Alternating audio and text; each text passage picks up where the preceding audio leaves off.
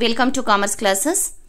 Second PUC Accountancy Death of the Partner ಈ chapter ಗೆ related ಆಗಿ 6 ಮಾರ್ಕ್ಸ್ ಪ್ರಾಬ್ಲಮ್ 2025 ಸೆಕೆಂಡ್ ಎಕ್ಸಾಮ್ ಏನ್ ನಡೀತು ಅಕೌಂಟೆನ್ಸಿ ಈ ಬಾರಿ 2025 ರಲ್ಲಿ ನಡೆದಿರೋ ಕ್ವೆಶ್ಚನ್ ಪೇಪರ್ ಪ್ರಾಬ್ಲಮ್ ಇದು. ಇನ್ನ ಬೇಸಿಕ್ ವಿಡಿಯೋ ಆಗಿರಬಹುದು, ಹಾಗೆ ಫಾರ್ಮೆಟ್ ಎಲ್ಲದೂ ಕೂಡ ಅಪ್ಲೋಡ್ ಆಗಿದೆ. ಅದರ ಲಿಂಕ್ ಅನ್ನು ನಾನು ಕಮೆಂಟ್ ಸೆಕ್ಷನ್ ಅಲ್ಲಿ ನಿಮಗೆ ತಿಳಿಸಿರ್ತೀನಿ. Ashwini, Bhavana and Chandana are partners sharing profit and loss in the ratio of 2:1. The balance sheet of the firm as on 31/3/2024 was as follows.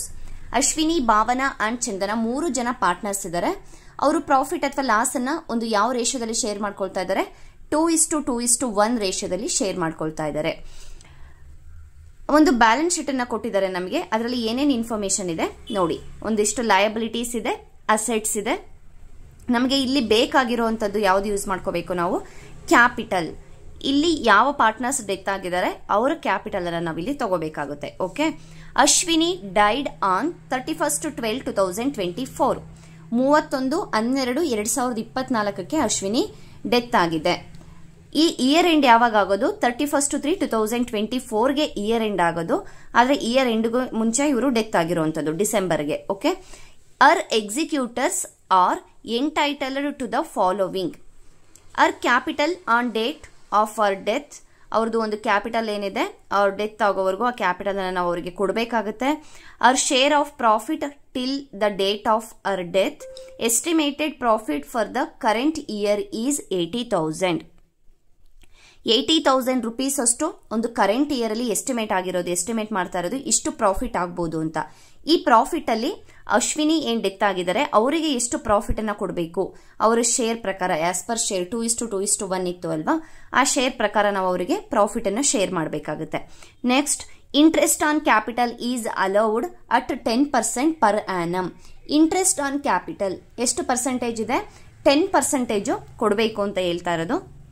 Hour drawings till death amount 20,000.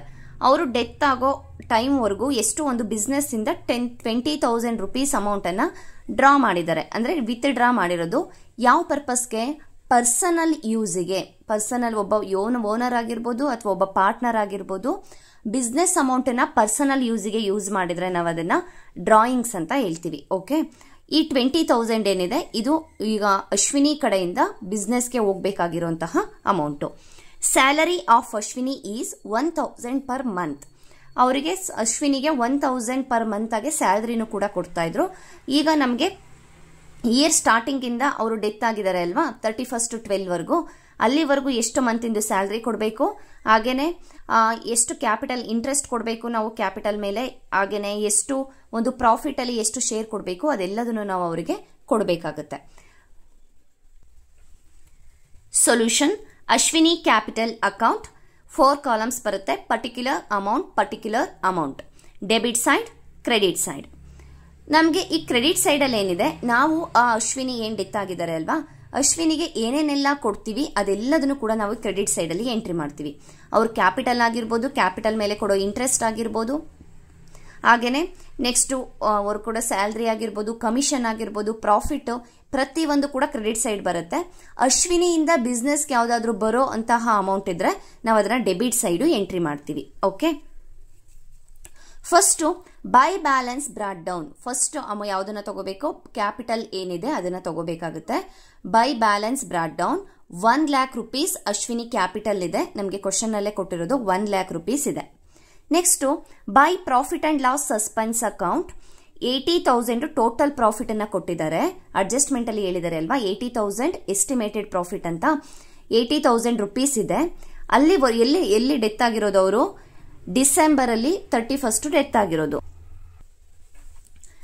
31/3/2024 ಒಂದು year closing date ಇರುವಂತದ್ದು. ಹಾಗೇನೆ March 31ಗೆ close ಆಗ್ತಾ ಇದೆ ಅಂದ್ರೆ ಅದು opening date ಯಾವಾಗ ಆಗಿರುತ್ತೆ? Financial year April 1 opening ಆಗಿರುತ್ತೆ. April 1, 2023 ಓಪನಿಂಗ್ ಡೇಟ್ ಆಗಿರುತ್ತೆ. ಇಲ್ಲಿಂದ ಅವರು ಎಲ್ಲಿವರೆಗೂ ಇದ್ರು ಅಂದ್ರೆ ಅವ್ರು ಡೆತ್ ಆಗೋವರೆಗೂ 2024 ಡಿಸೆಂಬರ್ 31 ವರೆಗೂ ನಾವು ಎಷ್ಟು ಮಂತ್ ಆಗುತ್ತೆ ಕೌಂಟ್ ಮಾಡಬೇಕಾಗುತ್ತೆ. ಏಪ್ರಿಲ್ ಇಂದ April, May, June, July, August, September, October, November, December 9 months ಅವರಿಗೆ ನಾವೇನ್ ಮಾಡಬೇಕು, ಒಂದು ಪ್ರಾಫಿಟ್ ಅಲ್ಲಿ ಶೇರ್ ಕೊಡೋ ಆಗಿರ್ಬೋದು ಅಥವಾ ಒಂದು ಇಂಟ್ರೆಸ್ಟ್ ಅನ್ನು ಕೊಡೋದು ಕೂಡ ಈ 9 ಮಂತ್ಸ್ ಅನ್ನ ನಾವು ತಗೋಬೇಕಾಗತ್ತೆ. 80,000 ಇಂಟು 9/12, ಆ 1 ವರ್ಷ ಕೂಡ ಅವರು ಆ ಕಂಪನಿಯಲ್ಲಿ ಇಲ್ಲ, 9 ಮಂತ್ಸ್ ಅಷ್ಟೇ ಇರೋದು ಆ ಇಯರ್ ಅಲ್ಲಿ. ಹಾಗಾಗಿ 9 ಮಂತ್ಸ್ಗೆ ಅಷ್ಟೇ ನಾವು ಅವರಿಗೆ ಪ್ರಾಫಿಟ್ ಅನ್ನ ಶೇರ್ ಮಾಡ್ತೀವಿ. ಇಂಟು 2/5, 2:2:1 ಇತ್ತು ಅಲ್ವಾ, ಅವ್ರ ಶೇರು 2/5 ಆಗಿದೆ. 2/5 24,000 rupees. Next interest on capital, 1 lakh rupees ಅವ್ರದ್ದು ಕ್ಯಾಪಿಟಲ್ ಇರೋದು, ಇದ್ರ ಮೇಲೆ 10% ಇಂಟ್ರೆಸ್ಟ್ ಅನ್ನ ಕೊಡಬೇಕು ಅಂತ ಹೇಳಿರೋದು. ಇಂಟು 10/100 ಇಂಟು ಅವರಿಗೆ 1 ವರ್ಷಕ್ಕೂ ಕೂಡ ನಾವು ಇಂಟ್ರೆಸ್ಟ್ ಕಟ್ಟಬೇಕಾ? ಇಲ್ಲ, 9 ಮಂತ್ಸ್ ಅಷ್ಟೇ ಅವ್ರು ಇದ್ದಿದ್ದು.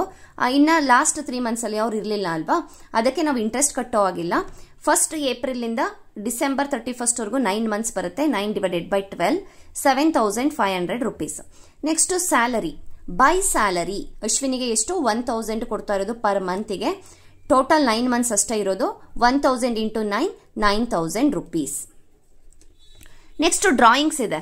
ಈಗ ನಾವು ಅವ್ರಿಗೆ ಏನೇನು ಕೊಡಬೇಕು ಅದನ್ನೆಲ್ಲ ಹಾಕಿದ್ವಿ ಅಲ್ವಾ, ಅವ್ರ ಕಡೆಯಿಂದ ಬರಬೇಕಾಗಿರೋದನ್ನ ಈಗ ನಾವು ಲೆಸ್ ಮಾಡ್ಕೋಬೇಕು. 2 drawings 20,000 rupees. ಟೋಟಲ್ ಎಷ್ಟಾಯ್ತು? 1,40,000, 1,40,500, 1,40,500 ಆಯ್ತು. ಇದರಿಂದ 20,000 ಅನ್ನ ಮೈನಸ್ ಮಾಡಿದಾಗ 1,20,500 rupees. Ashwini's executors account, Ashwini's executive account ನಾವು ಅವರಿಗೆ ಎಷ್ಟು ಕೊಡಬೇಕು? 1,20,500 rupees. ಇದು 6 ಮಾರ್ಕ್ಸ್ ಪ್ರಾಬ್ಲಮ್ ನಿಮಗೆ. ಈಗ ನಾನು ನಿಮಗೆ ಒಂದು ಕ್ವಶನ್ ಪೇಪರ್, ಒಂದು ಸ್ಕೀಮ್ ಆಫ್ ವ್ಯಾಲ್ಯೂಯೇಷನ್ ಗೌರ್ಮೆಂಟ್ ಇಂದ ಕೊಟ್ಟಿರುವಂತದ್ದು, ಆನ್ಸರ್ ಯಾವ ರೀತಿ ಇತ್ತು, ಮಾರ್ಕ್ಸ್ ಯಾವ ರೀತಿ ಅಲರ್ಟ್ ಆಗಿರುತ್ತೆ ಅನ್ನೋದನ್ನ ಈಗ ನೋಡಿ. 2025 ಸ್ಕೀಮ್ ಆಫ್ ವ್ಯಾಲ್ಯೂಯೇಷನ್ ಅಲ್ಲಿ ಏನೊಂದು ಆನ್ಸರ್ ಬಿಟ್ಟಿದ್ದಾರೆ ನೀವಿಲ್ಲಿ ನೋಡಬಹುದು. ಅಲ್ಲಿ ಲಾಸ್ಟ್ ಅಲ್ಲಿ ನಿಮಗೆ ಕೊಟ್ಟಿದ್ದಾರೆ ಈಚ್ ಎಂಟ್ರಿ 1 ಮಾರ್ಕ್ ಅಂತ. ಇಲ್ಲಿ ನಮಗೆ 6 ಎಂಟ್ರೀಸ್ ಬರುತ್ತೆ. ಅಂದ್ರೆ ಫಸ್ಟ್ ನಾವು ಒಂದು ಓಪನಿಂಗ್ ಬ್ಯಾಲೆನ್ಸ್ ಅನ್ನ ತಗೊಳೋದು, ಅದಾದ ನಂತರ ಏನೊಂದು ಪ್ರಾಫಿಟ್ ಇದೆ ಅದರಲ್ಲಿ ಅವರಿಗೆ ಶೇರ್ ಅನ್ನ ಕೊಡೋದು, ಇಂಟ್ರೆಸ್ಟ್ ಆನ್ ಕ್ಯಾಪಿಟಲ್ ಕ್ಯಾಲ್ಕುಲೇಷನ್ ಮಾಡೋದು, ಸ್ಯಾಲರಿಯನ್ನು ಕೊಡೋದು.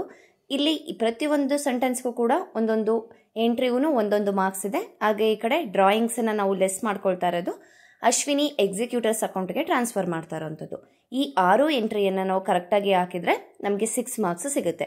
ಈಗ ಎಲ್ಲೋ ನೀವು ಒಂದು ಕಡೆ ಪ್ರಾಫಿಟನ್ನು ಶೇರ್ ಮಾಡುವಾಗ, ಇಲ್ಲ ನೀವು ಅಲ್ಲಿ ಅವನಿಗೆ 9 ಮಂತ್ಸ್ ಕ್ಯಾಲ್ಕುಲೇಷನ್ ಮಾಡಬೇಕು ಅಲ್ವಾ, ಅವ್ನು ಡೆತ್ ಆಗೋವರೆಗೂ, ಅಲ್ಲೇ ಏನಾದರೂ ನೀವು ಮಿಸ್ ಮಾಡಿದ್ದೀರಾ ಅಂತ ಹೇಳಿದರೆ, ಇಲ್ಲ ಟೋಟಲ್ 12 ಮಂತ್ಸಿಗೆ ಹಾಕಿದರೆ, ಇಲ್ಲ ಅದನ್ನು ನೀವು ಬಿಟ್ಬಿಟ್ಟು 2/5 ಅಂತ ಶೇರನ್ನು ಏನಾದರೂ ಹಾಕಿದರೆ ನಿಮಗೆ ಅಲ್ಲಿ 1 ಮಾರ್ಕ್ಸು ಡಿಡಕ್ಟ್ ಆಗುತ್ತೆ. ಅಂದರೆ ಪ್ರತಿ ಯಾವುದಾದ್ರೂ ಒಂದು ಏನಿದೆ ಒಂದು ಎಂಟ್ರಿ ತಪ್ಪಾದಾಗ ಅಲ್ಲಿ 1 ಮಾರ್ಕ್ಸ್ ಡಿಡಕ್ಟ್ ಆಗುವಂಥದ್ದು. ಈಚ್ ಎಂಟ್ರಿ 1 ಮಾರ್ಕು ಇರೋವಂಥದ್ದು. ಇದು 6 ಮಾರ್ಕ್ಸ್ ಪ್ರಾಬ್ಲಮ್ಮು.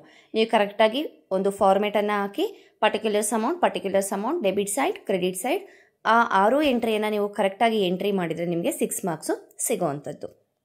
Thank you.